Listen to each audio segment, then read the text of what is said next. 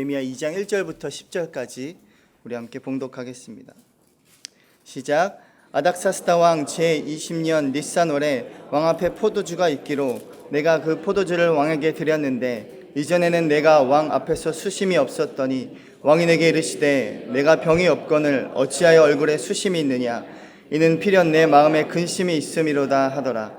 그때 내가 크게 두려워하여 왕께 대답하되 왕은 만세수를 하옵소서. 내 조상들의 묘실에 있는 성읍이 이제까지 황폐하고 성문이 불탔사오니 내가 어찌 얼굴에 수심이 없사오리까 하니 왕이 내게 이르시되 그러면 내가 무엇을 원하느냐 하시기로 내가 곧 하늘의 하나님께 묵도하고 왕에게 아뢰되 왕이 만일 좋게 여기시고 종이 왕의 목전에서 은혜를 얻었사오면 나를 유다 땅 나의 조상들의 묘실에 있는 성읍에 보내어 그 성을 건축하게 하옵소서 하였는데 그때 왕후도 왕 곁에 앉아 있었더라. 왕이 내게 이르시되 내가 몇 날에 다녀올 길이며 어느 때에 돌아오겠느냐 하고 왕이 나를 보내시기를 좋게 여기시기로 내가 기한을 정하고 내가 또 왕에게 아뢰되 왕이 만일 좋게 여기시거든 강 서쪽 총독들에게 내리시는 조서를 내게 주사 그들이 나를 용납하여 유다에 들어가기까지 통과하게 하시고 또 왕의 삼림 감독 아삽에게 조서를 내리사 그가 성전에 속한 영문의 문과 성곽과 내가 들어갈 집을 위하여 들보로 쓸 제목을 내게 주게 하옵소서 하매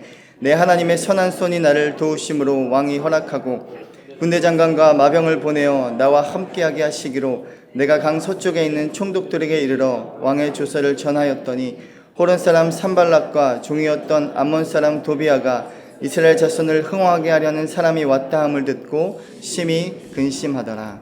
아멘. 우리는 어제 1장 말씀을 통해서 하나님의 말씀을 붙들고 또 하나님의 언약을 붙들고 기도했던 느헤미야를 우리가 만나보았습니다. 그래서 느헤미야는 그 자신이 있는 그 자리에서 하나님의 소명을 발견했고 또 하나님의 뜻을 발견했습니다. 그래서 오늘 2장 말씀에서는 어느 정도 시간이 지난 것으로 예상이 됩니다.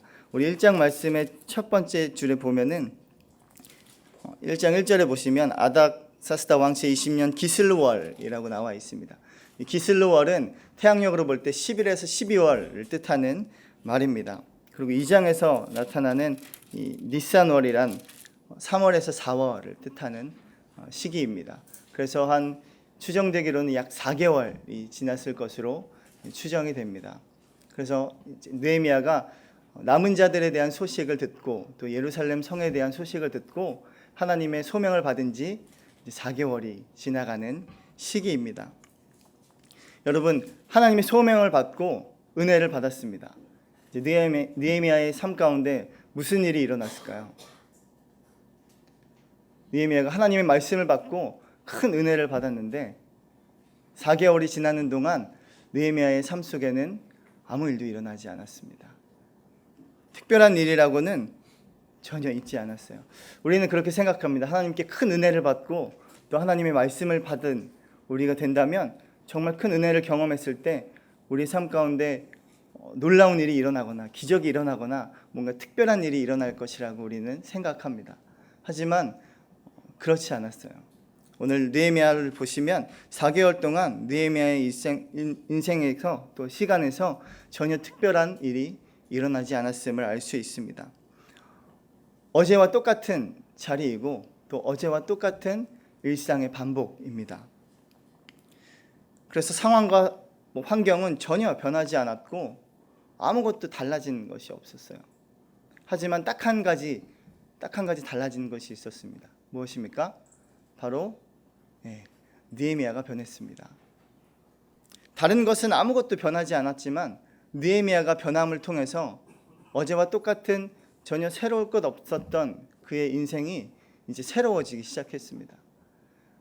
딱 하나 느헤미야만 변했을 뿐인데 오히려 모든 것이 변한 상황이 되었습니다. 매일매일 반복되는 그런 일상의 자리가 이제는 매일매일 너무나 특별하고 소중한 그 자리가 되었습니다. 이렇게 이제 느헤미야는 모든 일을 임하는 그 사람, 나의 자세와 나의 생각과 나의 태도가 변하게 된 것이죠.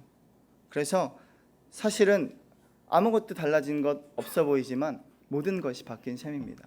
그의 시선과 관점이 완전히 바뀌어 버렸기 때문입니다.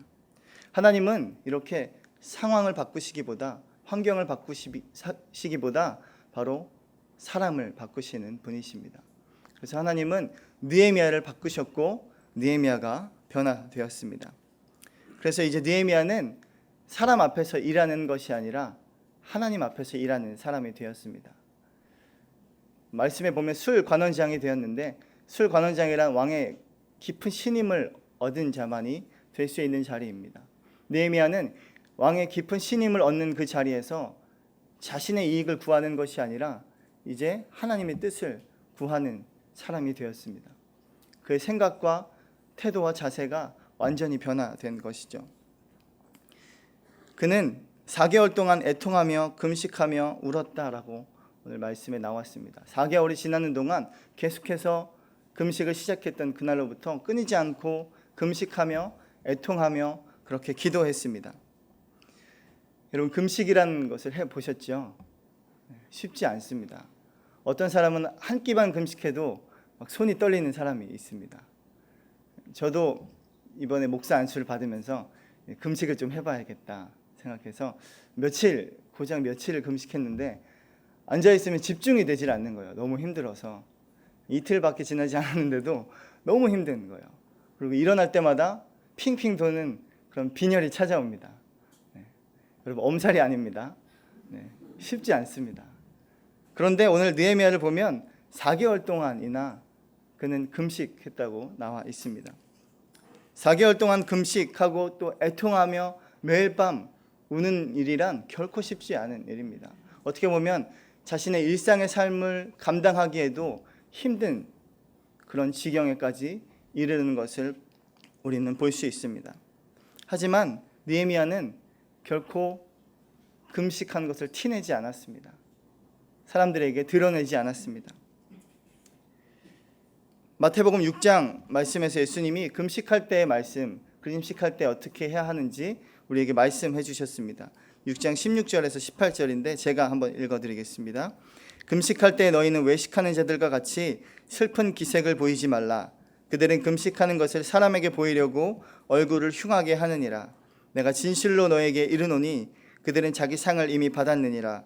너는 금식할 때 머리에 기름을 바르고 얼굴을 씻으라. 이는 금식하는 자로 사람에게 보이지 않고 오직 은밀한 중에 계신 내 아버지께 보이게 하려 함이라. 은밀한 중에 보시는 내 아버지께서 갚으시리라. 아멘. 이렇게 느헤미야는 4개월 동안이나 금식했지만 그는 그 금식한 것을 드러내지 않았고 또 티내지 않았습니다. 그리고 금식한다고 해서 자신의 일을 소홀히 한 것도 아닙니다. 비록 삶의 일상의 자리를 감당하기에도 힘든 시간이었겠지만 그는 어제보다도 더 열심히 일했고 이전보다도 더 치열하게 살았음을 우리가 볼 수 있습니다. 왜냐하면 이제 더 이상 이 일이 나의 일이 아니라 하나님의 일이기 때문입니다. 하나님의 말씀이 느헤미야에게 임했을 때 느헤미야가 살아가는 그 삶의 자리가 거룩한 것이 되었습니다. 성령 충만함으로 일할 때에 그 일이 바로 하나님의 일이 되었습니다. 느헤미야는 그래서 기도하면서 자신의 모든 것을 하나님께 맡겨버리는 것을 우리가 볼 수 있습니다. 베드로전서 5장 7절 말씀에 이런 말씀이 있습니다. 너희 염려를 다 주께 맡기라. 이는 그가 너희를 돌보심이라 라고 말씀합니다. 여러분, 내가 갖고 있으면 나의 문제이지만 아빠에게 말하면 아빠의 문제가 되지 않습니까? 저도 2명의 딸을 키우고 있는데 이 딸들이 장난감을 가지고 놀다가 망가뜨리거나 또 부서지거나 고장나는 경우가 있습니다. 그러면 어김없이 아빠를 부릅니다. 아빠, 이거 좀 고쳐주세요. 그리고 자기가 고장내놓고 관심도 가지지 않습니다. 그러나 그 장난감을 제가 고치지 못하면 저의 잘못이 됩니다. 제가 마치 고장낸 것처럼 저의 잘못이 되는 거예요. 느헤미야는 하나님께 그 모든 것을 맡겨드리고 하나님께 모든 것을 올려드렸습니다. 그래서 느헤미야의 문제와 느헤미야의 일은 더 이상 느헤미야의 것이 아니라 바로 하나님의 것이 되었습니다. 우리 1, 2절 말씀 다 함께 읽겠습니다. 시작. 아닥사스다 왕 제20년 니산월에 왕 앞에 포도주가 있기로 내가 그 포도주를 왕에게 드렸는데 이전에는 내가 왕 앞에서 수심이 없었더니 왕이 내게 이르시되 내가 병이 없거늘 어찌하여 얼굴에 수심이 있느냐 이는 필연 내 마음에 근심이 있음이로다 하더라. 그때 내가 크게 두려워하여. 아멘. 네. 느헤미야는 왕에게 포도주를 드리는 일을 계속했습니다. 그러니까 일상의 자리로 돌아간 것이죠. 4개월 동안 그는 특별한 것이 없는 그 상황 가운데 누구보다도 더 성실하게 일했고 누구보다도 더 열심히 그 삶의 자리를 감당했습니다.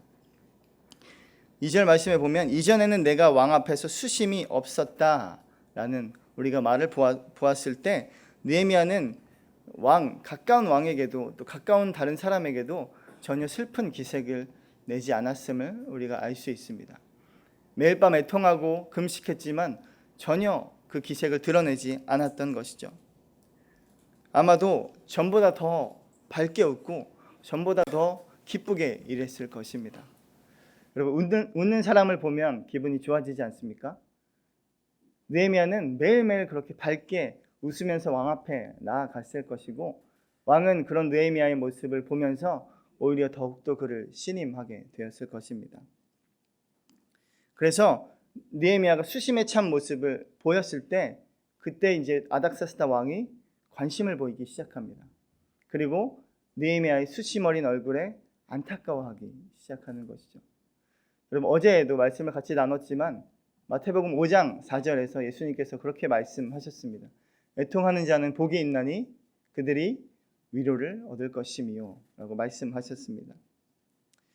느헤미야는 오히려 그 아닥사스다 왕이 느헤미야를 위로하고 안타까워하고 아닥사스다 왕이 느헤미야의 애통함을 보고 이제 관심을 갖기 시작했습니다. 그리고 위로하기 시작했습니다. 3절 4절 말씀 우리 한번 읽어볼까요? 시작. 왕께 대답하되 왕은 만세수를 하옵소서. 내 조상들의 묘실이 있는 이 성읍이 이제까지 황폐하고 성문이 불탔사오니 내가 어찌 얼굴에 수심이 없사오리이까 하니 왕이 내게 이르시되 그러면 내가 무엇을 원하느냐 하시기로. 네, 여기까지 읽겠습니다. 네, 느헤미야는 왕이 이제 위로를 하기 시작하니까 이 왕의 위로가 하나님의 사인임을 알았습니다. 그리고 지금 이때가 하나님의 때임을 알았습니다. 왕이 느헤미야의 애통에 관심을 기울이고 위로를 시작하자 이때가 하나님께서 주신 기회이구나 라고 그는 직감했습니다. 그래서 무슨 일을 했습니까? 4절 말미에 내가 곧 하늘의 하나님께 묵도하고 라고 나와 있습니다. 그는 하나님께 기도했습니다. 왜냐하면 그때가 하나님의 때이기 때문입니다. 일반적인 시선으로 볼 때는 지금 이 느헤미야가 처한 이 상황은 결코 기회의 때가 아니었습니다. 어찌 보면 위기의 상황이었습니다. 왜냐하면 왕 앞에서 수심을 드러내는 것이 굉장히 불경한 일이었습니다. 그래서 슬픈 기색을 낸다는 것 자체가 어떻게 보면 왕에게 좀 왕을 적대하는 계획을 꾸미고 있다는 것을 암시해주는 또 오해의 소지를 불러일으키는 그런 상황이었습니다. 그리고 이제 느헤미야가 아닥사스다 왕에게 요청해야 하고 고해야 할 문제가 바로 이스라엘 성읍을 다시 건축하는 일인데 이 성읍을 건축하게 한 왕이 바로 이 느헤미야 앞에 있는 아닥사스다 왕이었습니다. 에스라서에 아닥사스다 왕이 예루살렘 성읍을 건축하는 일을 보면서 이것이 정치적으로 반역의 의도를 불러일으킬 수 있기 때문에 조서를 내려서 그 일을 금지시켰습니다. 멈추게 했습니다. 거기다 대고 느헤미야가 다시금 예루살렘 성읍을 건축하게 해달라고 말한다는 것은 왕의 그 명령을 번복하는 일이 되는 것이죠.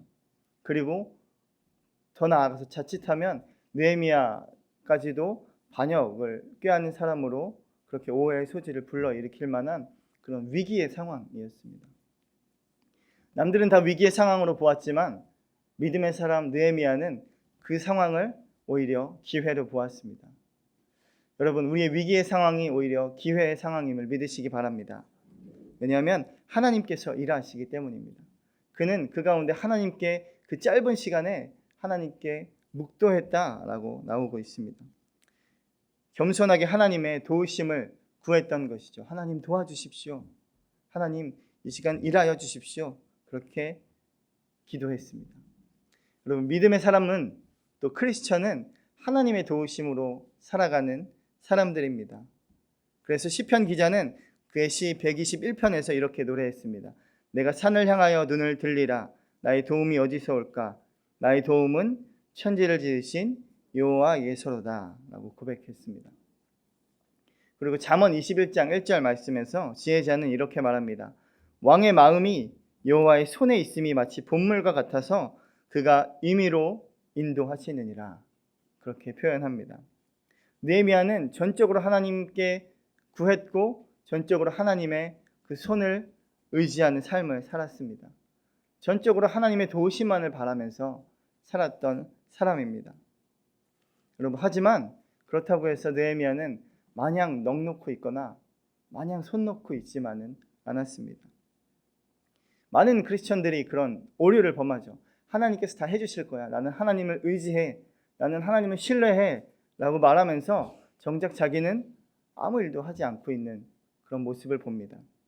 하나님이 다 알아서 해주실 거야 라고 말하면서 놀고 있는 모습을 보는 것이죠. 느헤미야는 그렇지 않았습니다. 왕이 이제 무엇을 원하느냐라고 물어봤을 때 어찌 보면 정치적인 의도로 해석될 수 있는 이 상황을 지극히 개인적인 그 사건으로 아닥사스다 왕에게 구하는 것을 볼 수 있습니다. 우리 조상들의 무덤이 불타고 있습니다. 이때 고대 군동 지방에서는 그 상황을 볼 때 조상들의 묘, 조상들에 대한 일이 굉장히 중요했습니다. 그래서 지극히 개인적인 일로 아닥사스다 왕에게 구하는 것을 볼 수 있죠. 이것은 단순히 그때 순간적으로 기지를 발휘한 것이 아니라 계속 4개월 동안 금식하며 기도하면서 끊임없이 머릿속으로 어떻게 보면 시뮬레이션을 했던 것이고 철저하게 준비했던 것입니다. 그리고 왕에게 몇 가지 아주 세부적인 사항들을 지금 요청하고 있습니다. 7절 8절 말씀 함께 읽겠습니다. 시작.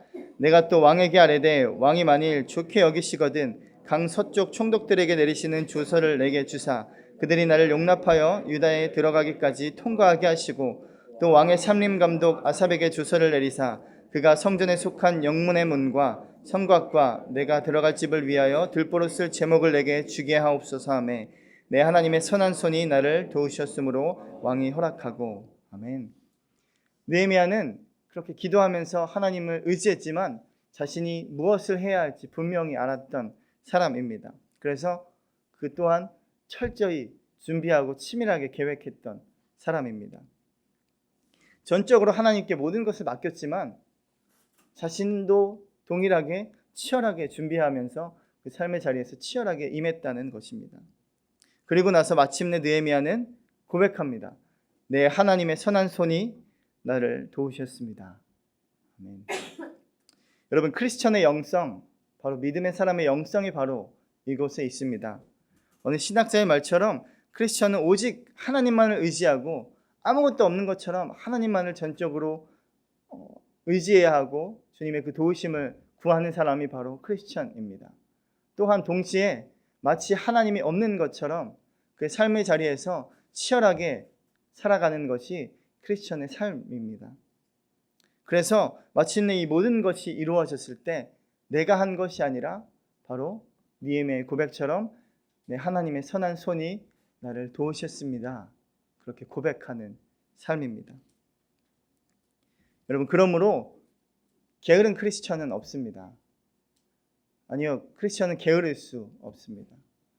이 말을 하고 있는 저 자체도 굉장히 부끄럽지만 진리를 가진 사람은 진심으로 행한다는 것이에요.